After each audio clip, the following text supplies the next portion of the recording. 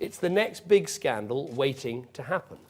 It's an issue that, frankly, crosses party lines and has tainted our politics for too long.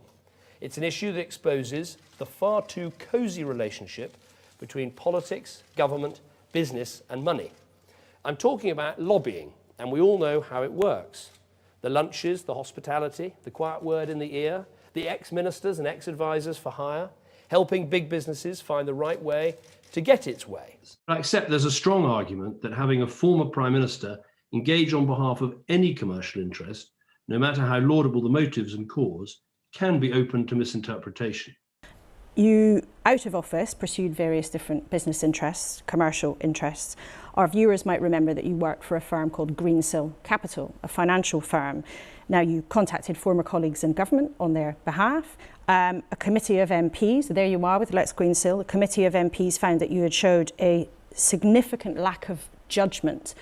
In a humbling appearance where Cameron dressed up his persistent lobbying as civic duty, not greed, his financial interests and texting fell under the spotlight. Your opportunity to make a large amount of money was under threat, and that your fear of losing out on those substantial gains motivated you to conduct this barrage of texts, WhatsApps, emails, meetings, over 60 contacts in total, towards government ministers and civil servants. Among them, this on April 3rd to top Treasury official Tom Scholar.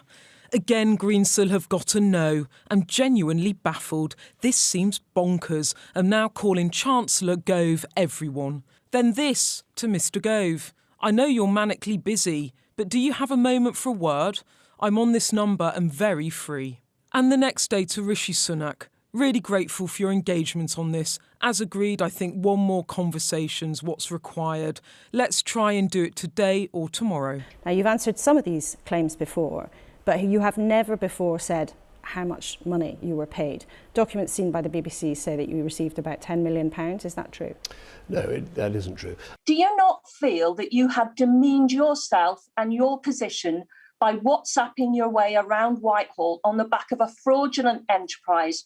I genuinely believed these were good ideas to help small businesses. This issue on Greensill has been examined, as you say, by all these committees, by all these inquiries. But you've never answered how much money you were paid. And now you're back in government. That comes with scrutiny that I'm sure you understand as someone who's in frontline politics for a long time. How much money were you paid by Greensill Capital? What I've done since coming back into office is obviously resign every other job I have. I've given all the information to the person responsible for registering a minister's interest, and they have the information about the jobs that I had and things that I did, and they are able to, they make a decision about declaration. But of course, during that period, I was a private citizen.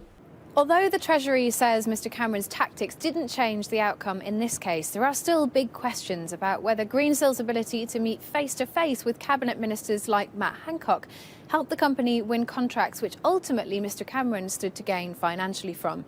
What this really comes down to is how much influence the former holders of this prestigious office should keep once they leave it.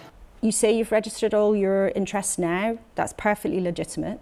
But why won't you tell people how much money you were paid? There's a figure out there you say is wrong. Tell us the right one. Well, because I was a private citizen. It's the next big scandal waiting to happen.